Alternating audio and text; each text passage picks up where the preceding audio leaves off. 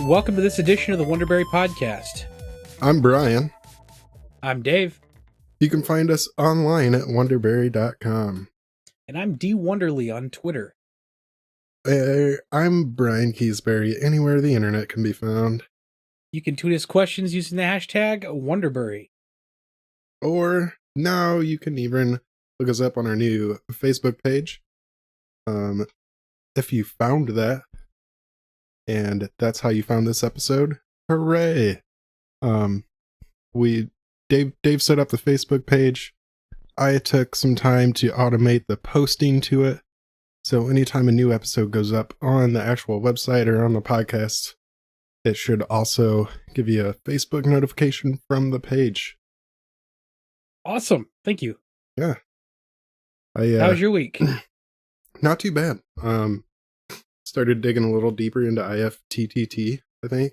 So Yeah. I like to automate things. I have a very healthy obsession with automation. Yeah. I've been actually cannibalizing. So we have like an old ADT system kind of installed. Yeah. So there's like read sensors and stuff at different doors and windows. Not uniformly throughout the house, but enough to kind of play with a little bit. So I've been playing with a Raspberry Pi and all the sensors, and I might be slowly building a nice little DIY home security network system. Nice. That seems like that's the only thing that's been missing from like the Nest stuff is they don't have the door triggers. I know the drop cams, or I guess it's called Nest Cam now. They have motion detection in them, so I guess that would help. But yeah, a lot of times though, those motion things, they work with whatever cloud-based apps that come with it. So I'm not sure what the Nest Cams, if you have to subscribe to a service for that, or what's the deal with that. I think there's a basic service, and I don't remember. It's been a while since I looked at them, but it seemed like there was a basic service that was free, and then like extended, like the 30-day recording time and stuff like that. I think there was a price on that.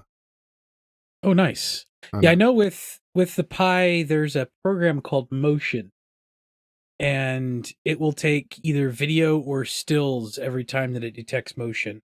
Nice. What app did I use? I had something because I have I have a couple of IP cameras. I think the one's a Tascam. Anyways, when I had it set up so whenever it would detect motion, it would just start taking still images like every second or every half second or something, and then it would notify me in my glass, so I'd get still images of what was going on, like right in my eyeball, and the camera would start going off. That's kind of awesome, actually. Yeah, and it just that fed into. I think I had set up a special email address, and then that fed into a drive folder, I believe. And then I don't remember if it was IFTTT or Zapier or something. I don't remember. I have so many automation things. But whenever it would see a notification or something being uploaded in that drive folder, then it would show me that image on my glass. Actually, I ought to duplicate that with my watch now that I'm thinking about it. I'm kind of new to the IFTTT thing, but for my Android device, I've used Tasker for years. Yeah. Dude, it's just so much stuff you can do. Oh, I had one of my favorite ones that I wrote was if you inputted in the wrong passphrase 3 times, it would take a picture using the front-facing camera and automatically upload that picture and a IP geolocation to Dropbox, and then kick me a notification, or then kick an email to my Gmail account that something had been uploaded to my Dropbox. Yep.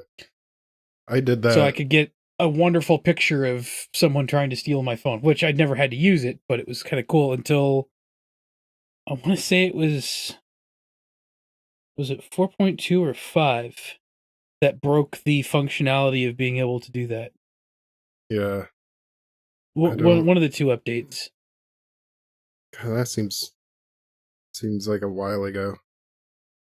Oh, it does, doesn't it? When I just got the 7.1 update last night, and I was like, wait a minute. How long have we been on 7? Yeah, I know, right? Like, Uh, holy cow. Yeah, 7.1.1 now is what mine's running on. yeah, When did that happen? I remember when I was like all excited because Froyo came out. yeah. That Eclair and was Froyo. that was amazing. Like the first few generations just of insane stuff happening. Like I I nearly started went with through that like a G1. lull. Yeah, you started with the G1. I started with the Verizon's Moto Droid. Yeah, That hunk of metal with the slide out keyboard. yeah. Because I had gotten that coming from BlackBerry. I had like 4 or 5 different Blackberries before that.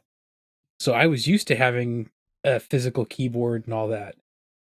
That phone nowadays, yeah, looks horrible, but you that metal piece of junk with the slide out keyboard was quite a few steps better than the plastic piece of junk with the slide out keyboard that I had. Dude, I'll say this: that thing held up like a boss.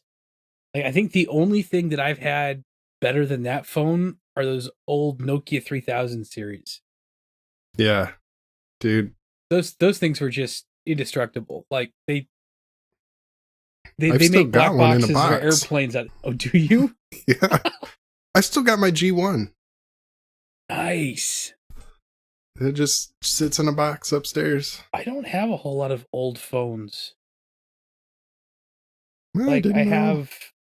I have my 6P and I have my OnePlus One, but I think I upgraded from the One to the 6P, the OnePlus One to the 6P. So I don't think I have anything older than that around. Hmm. I just don't keep the old stuff that like that anymore. I probably shouldn't. I mean, a lot of stuff didn't survive Navy moves. Plus, then once I got out of the Navy in Mississippi, moved to California, then moved back to Indiana. So not a lot of stuff kind of traveled with me, especially from California to Indiana. A lot of stuff got thrown away. Yeah. I have a box of tech supplies, and I think everything's in there. I used to keep. I still have like 2 or 3 boxes that have nothing but just junk electronics, and I have repaired so much stuff, cannibalizing. Just why not? Like, example, we when my daughter was first born, we bought a little swing, right? Mm-hmm. And the motor burnt out on this thing. So I tore it apart. I looked at the motor. I found out what the serial number of the motor was, and because I would just replace out the motor, and it was going to cost me $35 to buy a new motor for this thing, which in the grand scheme of giant baby swing is not bad.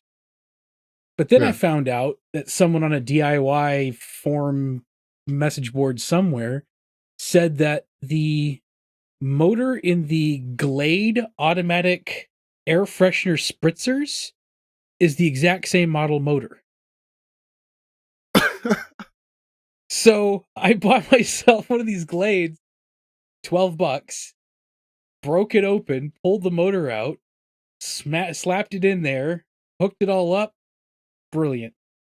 That's funny. I'm actually looking at one of those right now. Thinking about how much I hate the damn thing because it sprays me in the face every once in a while.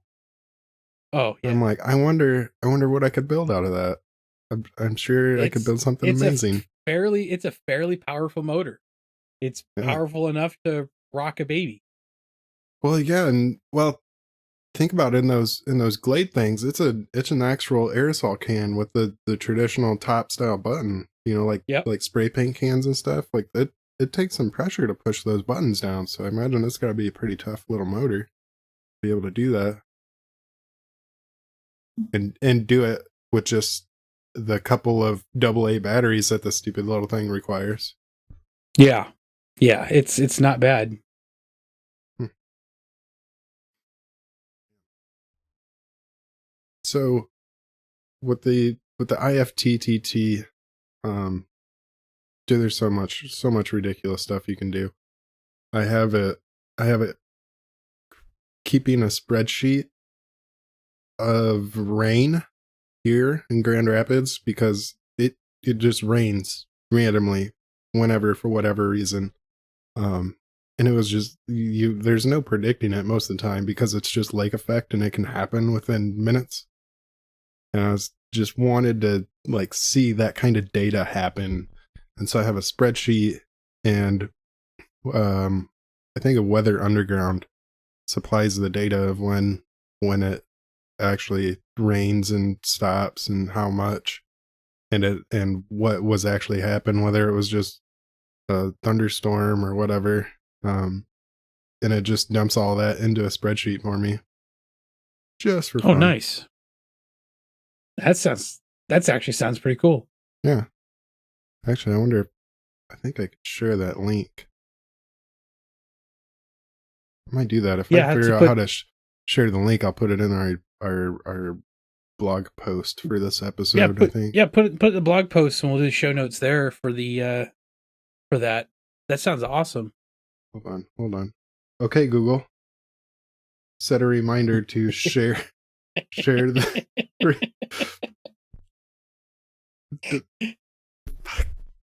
When do you want to be reminded? So that works awesome when you don't start laughing in the middle of that. It was slightly unexpected. Um,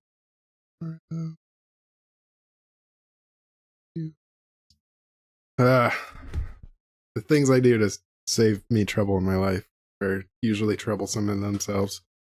Oh, I know.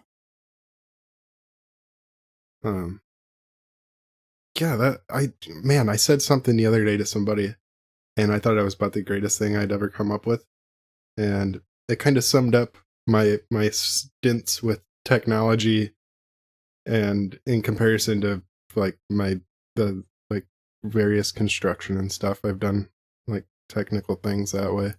Um, you you hope once and you head desk twice. Yep. Yep. Yeah, between that and the 99 bugs left in the code, 99 bugs left. Take one down, patch around, 147 bugs left in the code.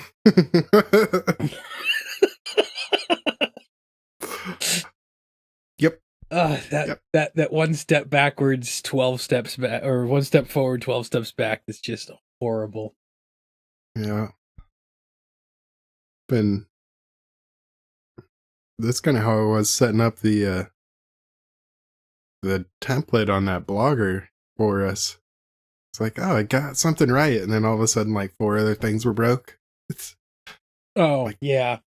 damn it. Templates are always fun to play with that way. It's like, yeah. And then they don't follow the rules. Oh, WordPress is the worst though. Like these templates, so these guys make these templates and they'll just kind of ignore all the rules and create their own style sheets. So you try to fix something within the rules and it breaks everything. Yeah, it drives me crazy. Like, why? Why do you do this? There's set rules so everybody can work on this. And then Yeah. why if you're gonna customize it that much, why share it? Keep it for yourself. Well, it's also it's taught me the value of free versus paying $2.99 for something. Oh yeah. If there's the option of paying under $5 and free, always always opt for the paid option because it's going to be ton times better. It's unbelievable. Yep. And doing the customization on it, like just changing colors and stuff, is going to be just the same as doing it on a free one. But you're going to have one that you're going to be able to get at least a little bit of support from. Yeah. That just makes a world of difference. Oh, all the difference in the world. It's night and day.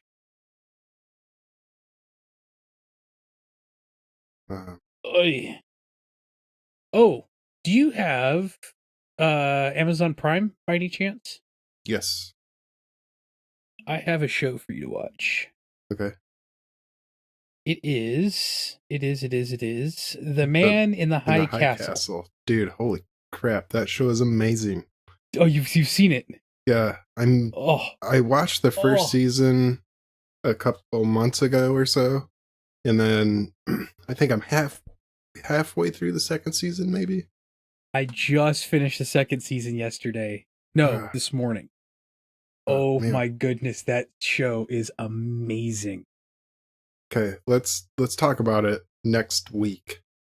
And okay, I will put it on my.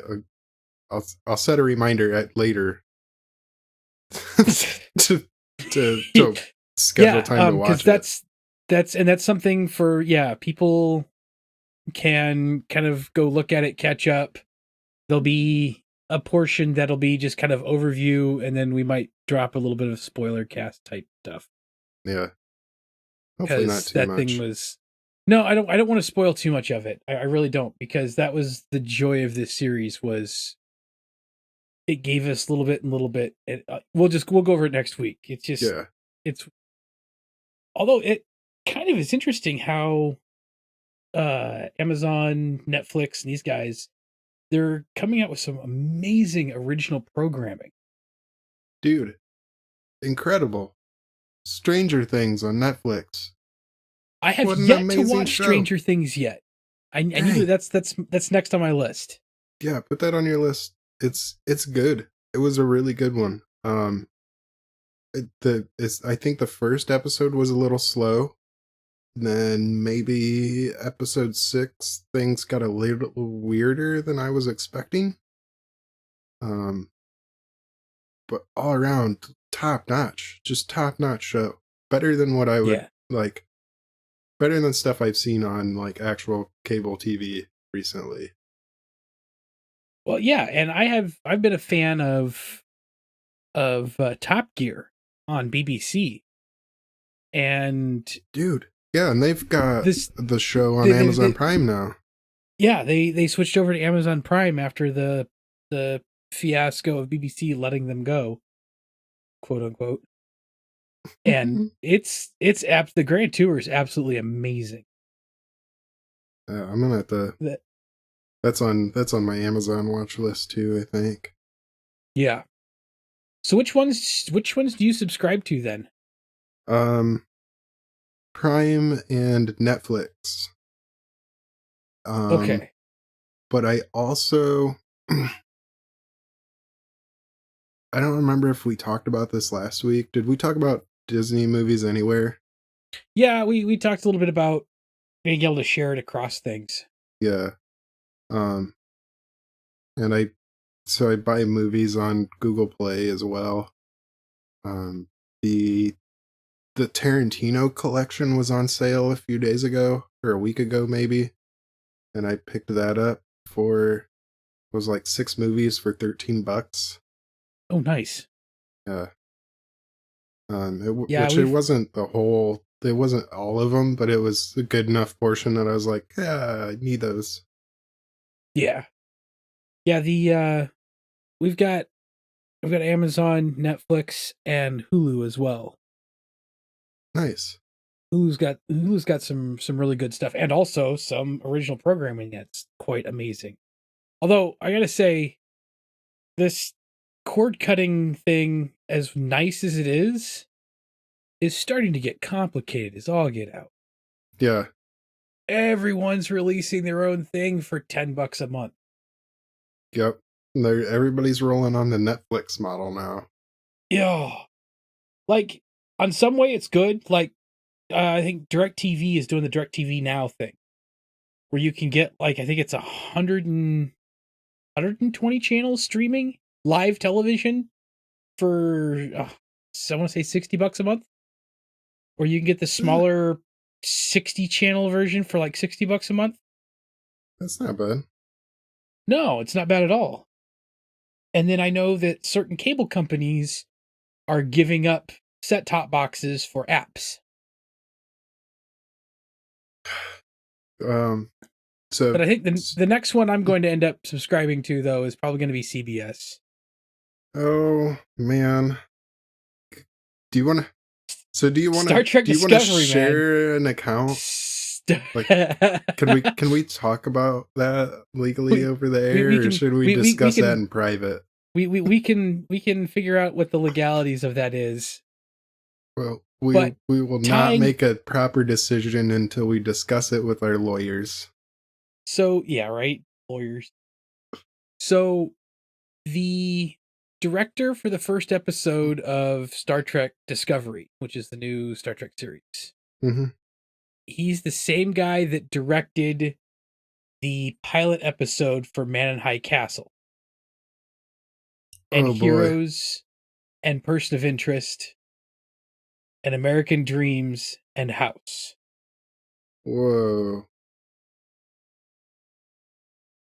So, oh boy.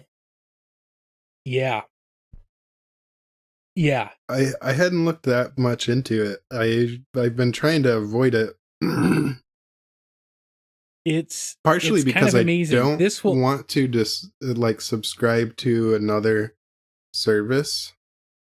And so I've been avoiding getting excited in case I don't I didn't want to either until I saw that. And also the fact that this is going to be new for Star Trek because the lead character will not be the captain. See, I didn't even know that yet. Yeah, the lead character is going to be Lieutenant Commander, the number 1 role.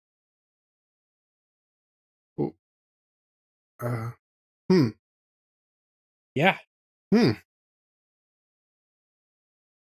So that should be interesting. And also there's a few Klingons going to be in there, which should be very entertaining. Like as full-time crew members or just cast members? There's no, there's gonna be a Klingon starship. And let's see, what does this say? According to the press release, one of the characters is going to seek to unite the Klingon houses and ultimately leading to the creation of a unified Klingon empire. So it looks like there's going to be a high focus on Klingons in this, as well as the main protagonist being not the captain, which should be very interesting and new for Star Trek. Yeah. Huh. So we'll see how that goes. Dang it. How much is the CBS whatever app, whatever subscription? They swear it's not Netflix. It's CBS All Access. It will be. Why can't you just tell me? It says try it free, and then it doesn't tell you how much it's going to cost after that. Oh, sweet. Oh, yeah, these things make you go through everything. So here's a plan. Well, how about this week we work on getting a Patreon set up, and we'll figure out how much CBS All Access costs and set that as our I want to say that CBS All Access was like around $10 a month. Okay, so we'll set our goal point at $20 a month, which should cover both of us watching Star Trek. Turn this into a Star Trek show. Well, not necessarily, but if, everybody knows that watching a new Star Trek series would make us very happy and they want to, help contribute to that, they can. Okay, CBS All Access costs $5.99 a month. There's a commercial-free option for $9.99 a month. So it either costs $6 or $10. If $6 if you don't want, for $6 a month, I'm getting it straight up. So they're the Hulu method then of how about you pay for our subscription service while we also still show you ads that generate us revenue. You know what? It's a lot better than paying $140 a month for cable and getting, 6 5-minute ad slots every hour? Yeah, that's true. Instead, I'm getting 2 90-second ad slots an episode. Yeah, that's pretty good. That's better than what it seemed like it was back when I had Hulu. It all just so depends on what show and how long you're watching and all that fun stuff. There's a lot of difference in figuring that out. Yeah, I wonder if they base some of that on the royalties they have to pay per the show or what. Yeah, I don't know what they base that on. I know like the wrestling stuff, there's a lot more ads, but it's 90 minutes long instead of. But even then, it's kind of a useless thing. They take a 3-hour show, condense it down to 90 minutes, and feed some ads in it. But yeah, no, that seems Discovery looks like it's going to be awesome. CBS All Access will probably be the next one that I end up signing up for. Because why not? Add that to my list. I've got NHL, I've got WWE. Don't judge me. I watch Major League Baseball. I'm kind of a hockey nut. I'm actually a Cubs fan. I've been a Cubs fan my whole life, as far back as I can remember. And go Dodgers! Hey, fuck you, man. We got one this Dodgers. year. We waited over 100 years. Waited over 100 years for our turn, and we got it. We're happy. And oh yeah, I can go back to being disappointed. That's fine. All right, so next week then we will talk about High Castle. Okay. Oh, and if people that don't have subscription services like Prime or Netflix, what you want to check out this cord cutting thing, there's an app called Crackle. They rotate the shows and the movies that are on there a lot, and you're not going to watch the newest blockbuster movie at all, ever, probably ever, but there's some pretty good stuff. Jerry Seinfeld had a show on there called Comedians in Cars Getting Coffee. Yes, that was actually a really good show. I watched a bit of that. That was hilarious. A great show. Phenomenal. Yeah, Crackle's a good service. It's a good place to kind of start. Yep. I think it was either that or Hulu, or maybe both of them around the same time that I started on, and then added the Chromecast so I could, look at stuff on my phone and then play it on the TV and just bloop, there it goes. Oh yeah. So handy. Alrighty. Well, next week, High Castle. Right on. High Castle. Thanks guys for listening. We'll see you next week. See you next week.